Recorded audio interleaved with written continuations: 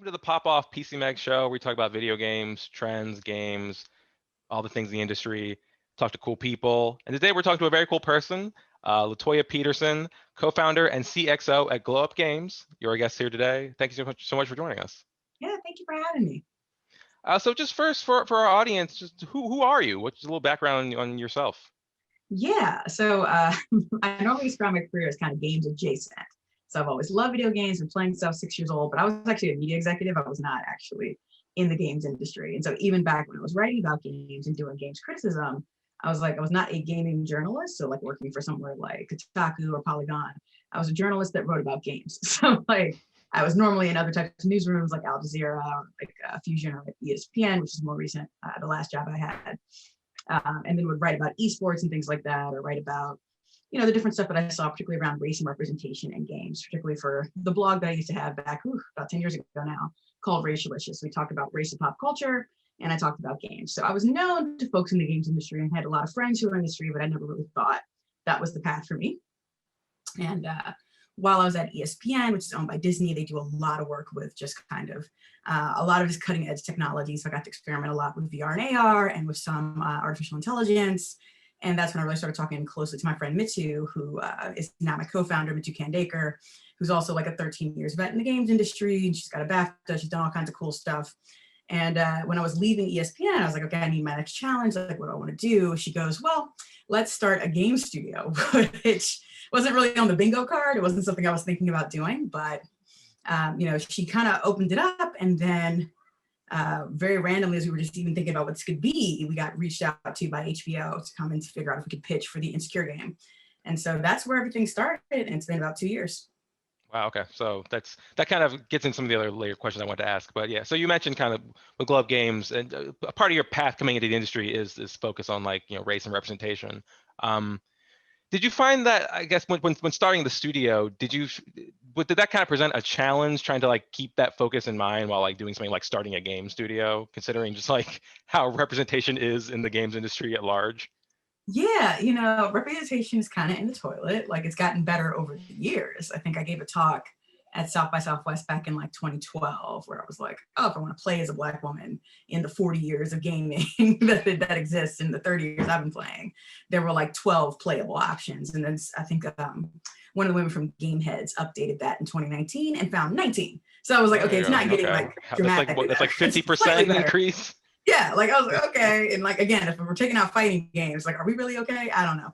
But and then also like, who are we counting, which is a whole other conversation. But yeah, so representation is pretty grim. That said, like, we've been friends for years with, people like Kat Small and Sean Alexander Allen, both of whom are co-chairs of the Game Developers of Color Expo. Yes, great event. I love that event. Yeah, it's fantastic, right? She hired our director of monetization out of there after we saw him talk. But yeah, so I mean, like GDOC, which we love, there's the Blacks in Gaming crew, like there's been folks all over the place. And so it's been, interestingly, very easy to find folks to come work for us. We generally have more applicants than we have jobs that Glow Up for people who want to come in and be a part of a diverse team and like be a part of the more diversity they want to see in games. Where you find a lot of gaps are like funding. And there aren't that many other Black-owned studios that you can like look to. In terms of like, well, what is the path? How do we get here? There's just not that many folks who are doing it. I mean, I think the last IDDA study had us at like less than 2% in terms of Blacks in the industry. And that's globally, that's not even just in America. And so it's a really tiny number. Which is crazy because like I feel like I think there's sites that say like compared to like the percentage of Black people playing games, it's like there's a total mismatch. Oh my God, yeah. Don't even get me started. Like at this point, we dramatically overrepresent in terms of game players, consumers, audience. But then when it comes to being in the industry, much, much smaller portion of, the pie. And then when it comes to, like, you'll see more representation in places like voice acting sometimes, but not even then. And so it's interesting when you start like trying to unravel the layers, because it's not like there's not all these kids interested in who've grown up playing. It's just kind of what's happened since then. So you mentioned this earlier, but it sounds like the HBO connection happened kind of early in the founding of the studio. So how did that all come together? Yeah, so that was interesting. So Mitchie and I were kind of talking, like she had been doing a lot of work in, her previous startup was in AI, and she was one of the co-founders of this company called Spirit AI that looked at using artificial intelligence to inform, to inform games and tech tools. And then before that, she had done like geolocation games, and I had done some AR stuff while I was at Disney, and some things that I was looking at just in terms of like overall, what can you do on a mobile device? So we were really interested in some kind of AR game.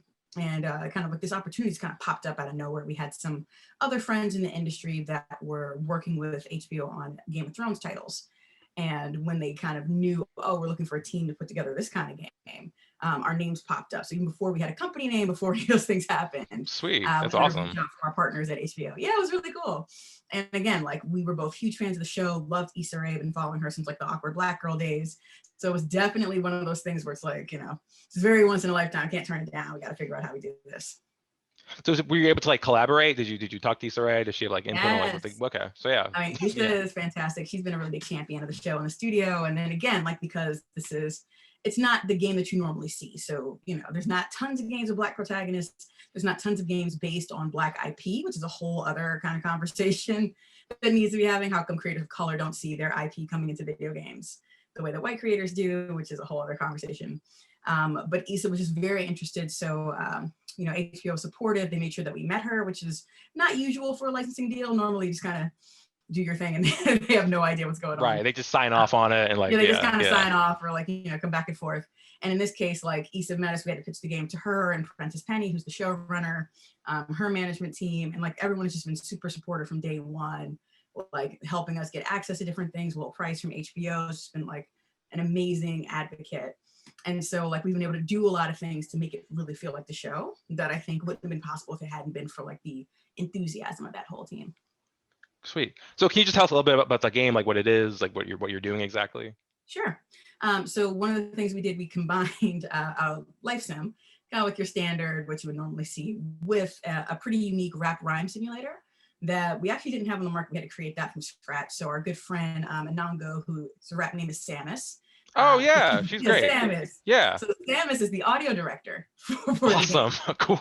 So, I didn't know that. Okay. So, yeah, so the first year was like, how do we get this? Because in Insecure, like one of the conceits of the show is that when Issa is feeling insecure or angry or something, she'll come to the mirror and rap to what she calls her mirror bitch. For the PG App Store, it's a little bit more Mirror Beats, but Okay. But we wanted to keep that same flavor and that same energy, and so we developed kind of this unique rap rhyme mechanic. And so basically, as you're going about your day in LA, like there's the usual life sim things that you go do, like you can date, you can like furnish your apartment, you can figure stuff out, you become friends with Issa and her friends in the game. So you meet Kelly and Molly and Tiffany and Lawrence and Chad and all the folks that you love from the show. But in addition to that, there's this kind of rapping component, that if you're in altercations with people, you have to battle rap your way out, and that you meet battle rappers kind of at the end of each stage that you have to defeat in order to kind of keep growing your rep in LA. So it's a really unique thing. We haven't seen anything like it before. And it's just been really fun to build. Sweet. Now, something I love about Insecure, the show, is the way it kind of uses a lot of like universal, dramedy and kind of universal HBO kind of prestige aesthetic, but to get at some very specific parts of like the Black experience and the Black woman experience. So kind of something I'm thinking about here is like, what are your thoughts on like how the ways that like games use, like, can you talk about like the rap mechanics and stuff like that, like the ways that we can use game mechanics to sort of capture specific cultural experiences, I guess, like the potential there. That's an awesome question, and that's one of the reasons why we created Glow Up. Like one of the things that Mitu in particular, is the technologist and CTO of the crew, is really like, we want to make sure that our mechanics are culturally informed. Like she always says, it's not enough to have kind of a diverse avatar on whatever you were already building. It's about informing things from our unique experience. And so with this one, we really wanted, there were so many problems that we had to solve. Now I think about it in terms of the way that the games industry is normally set up. And how those things work. So even like, it had never occurred to me to wonder why there weren't more diverse body types in video games, right? Like I knew that this was a problem, but it might be some like some part of like some angle of how just games are also like a technology thing too, like in just like an art form. There's a whole bunch of different things we're trying to solve. So like even like body types, right? We're like, wait a minute, there's no like stock body type, so it needs to be custom, and then for it to look the way that like we might want to look culturally is different than the way like somebody might design a character model, right? So it's like we're like, okay, how thick can somebody be? We're like thick, right? So like we had a whole conversations about like thickness, head size, beard size, like all kinds of things in Yeah, terms of hair like texture, all sorts. Yeah. yeah, all of those things are like important, right? Like, half of us have natural hair on the team. Like, we want to like be able to look like ourselves. And then there's other things too, like even just when you start looking at like generated speech and how you do speech in games, and almost like kind of like the shortest, most succinct way to do so. But to me, games always felt like they didn't capture kind of like what Black speech actually feels like. Right? It's always very stereotypical when they do it. And I was always like, well, where are all the the little things, like just little like just a little asides, like when you're like, oh hey sis, what's up, girl? Like all the little stuff that you say that you don't even think about, that would not make it into like procedural narrative, wouldn't make it into your usual narrative design, right? Because they're also filler words. So there's a lot of stuff with it kind of mechanically, but we knew if we wanted to capture the voice of Insecure, and that was a hard show. It's a voicey show. It's very much a South LA voice. It's very much a Black voice. And so like, in some ways it's an experiment in creating kind of like a Black default world. And which is one that I realized until we were like trying to shape it. I was like, I've never actually seen this in a game before. I've seen things that approximate. I was like, the closest thing was probably like Def Jam Vendetta or something. Yo, they need to make a new Def Jam game. Oh my God. Can you imagine? What a great concept. Our Play Cousin studio, Brass Lion, which is Munveer and Bryna and Rashad. Like they're our Play Cousins. So they're in the AAA space doing awesome stuff. But like Bryna worked on the original Def. I was like, girl, what? Can we get Rihanna? Like I love that game. Good. But like in terms of things that feel authentic, there aren't that many experiences like year to year. So we really had to spend a lot of time like engineering, literally from both like the game development side, but also just from like the tools that are available, the skills we were bringing to the table, and then how do you adapt those things to make them work in like that created game environment, which is a lot more tough than it looks. Definitely a lot harder. Yeah, well, but then that's a challenge. I think it's very worth trying to undertake, because once we can kind of get some more of this, once the stuff just becomes out there, like then we build up this kind of collective knowledge, and then kind of keep going from there. Yeah, absolutely. I mean, if you can see it and you can work with it, like there's this really cool project, like the open source Afro Hair project, that was made for like people who are doing AR and 3D, because it's like there aren't models that you have to use. You have to build everything from scratch, which is super expensive for small projects. Right. And so I mean, you talk about how just funding is such a white in of itself. Oh my God! Don't get me started on funding either. Like that was the amount of time you spend trying to like justify your existence to white guys who have never heard of any of this. Right. It's just like demoralizing. Yes. Like, that was my least favorite part of this journey, I have to say. We have some awesome funders on board now. And so it's really cool to see how this has come together. But a lot of those folks are united by either they were like, I was in games and I can see this is a gap and I want to help you. Or they're like, I know that we love games on our side. We never tried to invest in a game before, but we think this would be it. So that's generally who we got to like come in on this project. But it was definitely a lot more difficult than your usual path to funding a game. This is kind of an aside, but it just reminds me of, I feel like it's now kind of putting some of the pieces together for that movie. Sorry, I was in Little, that had that whole like VR, AR funding, like background plot. It's like, oh wow, like what? It's an interesting modern thing to kind of put. And it's very, I was like, Issa must have gone through the same, like everybody. Right, it felt very like someone's like, it was very specific. Yeah. Yeah, I will admit that like Lawrence, okay. So the trajectory of the different characters in the seasons have allowed us to also put a little bit of our journey into the game. So there's some. Oh right, Lawrence's whole startup background. I forgot. Yeah, Lawrence is in the startup world and getting played. So it was also really nice to be able to be like, okay, we can just have Lawrence say this, right? This is totally what happened to us. Right. We'll put it in Lawrence's plot, and then you have to help him figure that out. So it's been an interesting and also like cathartic thing to build. Cool.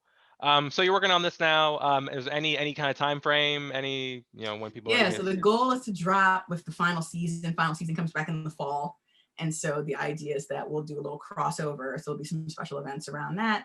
So we should hopefully be in early test markets by like late summer, so like July-ish, and then go into North America in the fall. So, cool. And then any ideas between now and then? But yeah. And then any ideas, for future projects? Can you brainstorming? Yeah, there's another cool one we just signed that hasn't been announced quite yet. I think it's going to get announced pretty soon. And that's an AR project. So again, back to what we were originally doing. Right. But taking like the rap mechanic that we pioneered for Insecure and then kind of putting in an AR environment, which is pretty cool. So you can have like rap battles with people that, for your friends of yours and also people that you don't know. So that's a cool one we're working on, and then we're going to start working on game 3, which would be an original IP. So we've done kind of like licenses and publishers and partnerships. We really want to start kind of making our own characters and building out our own worlds. Sweet. That all sounds very awesome. That's an AR rap game. That sounds great. We're not getting a new Parappa the Rapper anytime soon. I know. I was like, that was such the blueprint. And then again, like, this is how game development goes. I was like looking, I was like, can we talk to this guy? Like, who created Parappa the Rapper? And it's like, oh, his Kickstarter didn't go. And like, oh yeah, that rap rabbit. I backed that. Like, I thought that was neat. Yeah. I was like, the creator of Parappa can't even get the Kickstarter funded. Like, this is impossible. Like, but also, it's good to know that games keep you humble in that way, because it's no matter what you think you have accomplished, you just got to keep going. Well, good luck to you. Hopefully, that gets out, because that sounds great. Latoya Peterson of Globe Games, thanks so much for joining us, folks. Look out for all that stuff, and we'll see you next time. Cool. Thank you for having me. Hello and welcome to the Pop Off PC Mag Show, where we talk about video games, the biggest games, trends, news, opinions, really anything we want to talk about as far as video games go, including just talking to some cool guests, people we want to talk to, get on the show, just learn what they're about. Including today, we're talking to a very cool guest, indie game designer and visual artist Momo Pixel. Hi. Thank you so much for joining us. Yeah, not a problem. I'm super excited. Cool. So just to kind of start things off, just for our audience, just who are you? What do you do? What's some of your background? So I'm Momo Pixel. My background is I went to art school. I went to the Savannah College of Art and Design, SCAD for short. I went to the Atlanta campus. And, I was one of those people, I used to just change majors a lot. I just had a lot of interests. But I ended up in advertising. And so I worked in advertising first. Nintendo was like one of my first clients, right? And I worked in Chicago at Leo Burnett, and I would write commercials, for Nintendo. And so that's kind of how I got into gaming. Like I had always been a gamer in the sense that, I would play arcade games or PC games. But I would say professionally, that's how I got in. And then, I just continued being a writer and then became an art director. And one day I had an idea for a game. And so we made Hair Nah. And then since then, I've kind of been a game designer, making games for different people or different brands. And it's been great. Cool. So kind of having that sort of broader artistic background, I think is a great background for any game designer to have. Going back to like Miyamoto, like he was like a comic artist or something before he even like tried making games. So how did you feel like having like that kind of that like kind of like multidisciplinary approach? How have you felt that's informed your game design? I think it just offered me a different perspective, right? Like I'm used to, in my background, I'm used to creating things to solve problems, right? Like that's kind of what advertising is. You're presented with a problem from the client, and it's like, what creative solve will best fit this and, solve the problem. And so that's kind of how I approached this game, right? It was like, this is an issue that I'm experiencing. This is an issue that I keep seeing happening. I think that this game can solve it, right? And so I think that my background offers me a different type of perspective. It gives me a different way of looking at things. And then just from an artistic background, I'm just really keen to like color palettes and how things move. So yeah. Cool. So you mentioned Hair Nah. I guess we just, just a quick summary of what that game is if people don't know what it is or haven't seen it. Yeah. So Hair Nah is a video game to keep people from touching your hair. It's a microaggression, right? And I just used to experience it a lot when I lived in Portland. And so, yeah, you are this player named Ava, and she's literally just trying to get from point A to point B, right? She has this trip and she's trying to go on a trip. And so that's what you're essentially trying to do. Cool. And so you said that, some of your own background informed that. I think for some players, it's a kind of a universal thing they've experienced, have been, they kind of connect with. To the point where this game was a little bit kind of like it kind of went viral a little bit, right? I feel like I've seen like videos of people playing and be like, wow, someone made a video game about this. Like I never would have expected. Oh yeah, it went super viral. Yeah, it went super viral. It was like global. It's actually taught in a few schools now, so it's sweet. Part of It's like I think it's the first game to really discuss microaggressions and make that the focus. So it's super cool that it kind of helped create this new kind of genre that people can do and see and explore. But yeah, it went super viral. It was a really interesting moment. Yeah, I guess, yeah, just some more your reactions to that as it was happening. Were you expecting that? Were people like kind of reaching out to you? So I knew it would go viral. I will not lie. I knew it would go Okay, viral cool. because You shot your shot. yeah, and also previously, Solange had made that song "Don't Touch My Hair," right? And we saw kind of the global response to that. So I knew that there was a lot of people who related to this, and I knew that I related to it. And then just while making it, I had so much fun. I was laughing a lot that I was just like, ugh, I feel like this is going to go viral. I didn't know how viral it would go, right? I didn't know how well it would be received. I didn't know it would become kind of this academic study, but I did know it was going to go viral. I don't think I was prepared for mm, the Like weight or the I don't know what word I'm looking for, but like, the scope of it. yeah, there you go. Okay, the I wasn't reach. Okay. prepared for the scope.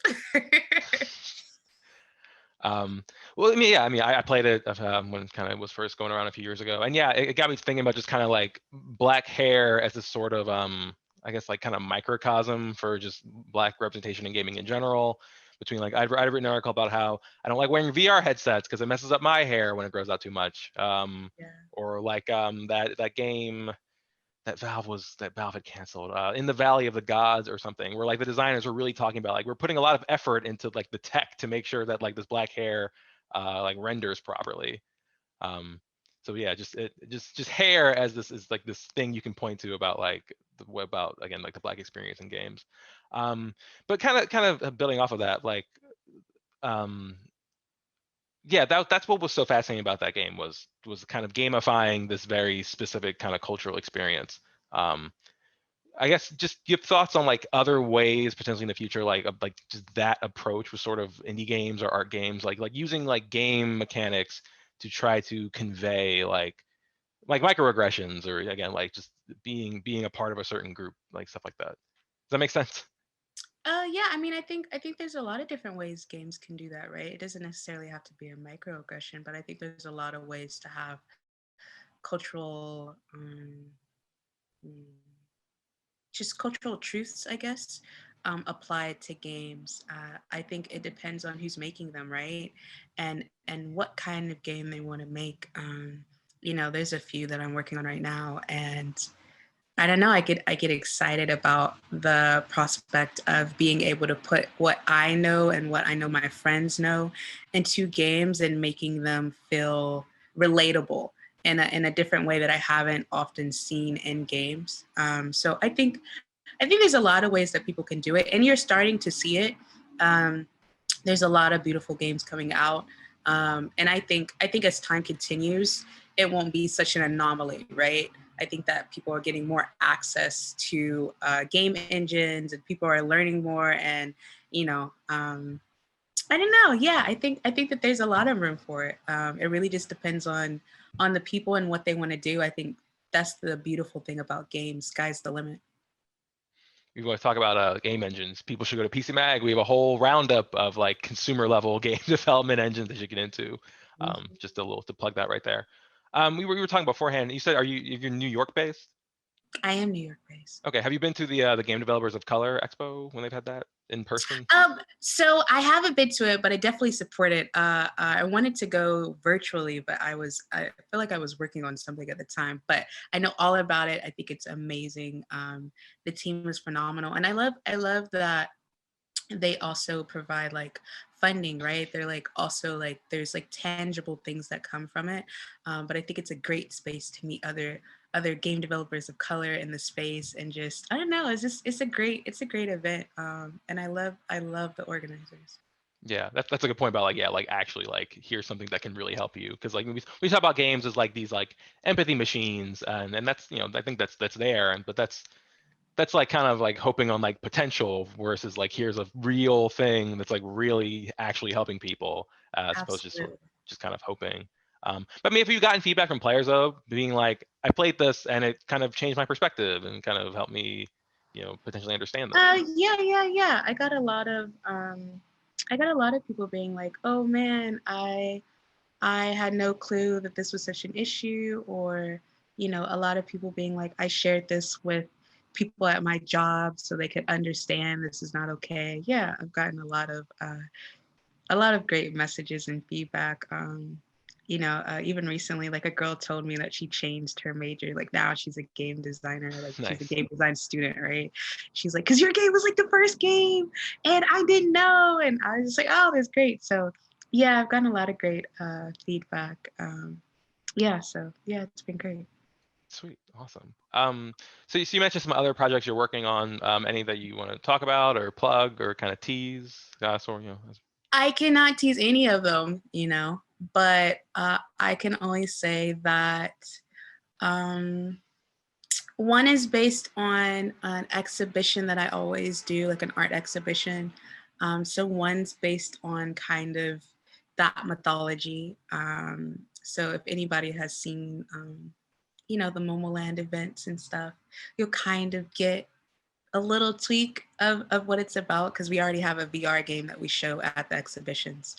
And then the other game, it's one of those cultural truth games, just rooted in something that Black people do often, and I don't even think it's specific to Black people, but I definitely think it's a more Black and brown people would immediately identify with this and get a kick out of it. So that's all I could say. I can't really definitely looking forward to that one, right? man. And they take a while. So I don't know when. I think around the time we get done with creating the game trailer, I'll probably start saying stuff. But yeah. Okay, and if people want to check out some of your stuff now or support you now, where should they go? What should they do? They could go to momopixel.com, or they could just, hairnow.com, where they can play the game immediately. We did a game, a small game for Hulu called Bad Hair. So there's for that movie. Yeah. So Cool. There's a Bad Hair game that people could play. And then, just follow me on the socials, Momo on Twitter, and my Instagram is Momopixels. But I know that was kind of a wrap-up question, but now I want to talk to you about working with that movie now. And we have a little bit of time, so. Yeah, go ahead. So you worked with Hulu on kind of a tie-in game for this movie. What was that experience like? Oh, How did that come together? They just reached out, because of Hair and All, right? And then this game is about hair. It kind of seemed like a no-brainer. But yeah, it was really nice. I loved being able to incorporate the film. And, for me, it was a really good experience, right? Because I come from advertising. So this felt like a great medium between the both, because it's creating a game, but in a sense, it's an advertisement for a film, right? So it's like a video game ad. And so that was super cool to be able to create something like that. I loved it. Sweet. Yeah, I still need to see that movie. The premise of it sounded great, and the fact that you did a game that ties into it that's fantastic. That's fantastic. Yeah, it was awesome. All right, so yeah, it's great. Thanks so much for joining us. If folks want to check you out, you mentioned all the places to do it. So yeah, it's Momo Pixel. Game is Hair Na, and other stuff coming in the future. We'll learn about hopefully not too long, in the future. So yeah, thanks again for joining us, and we'll talk to you next. No, not a problem. This is great. Thank you so much, Jordan.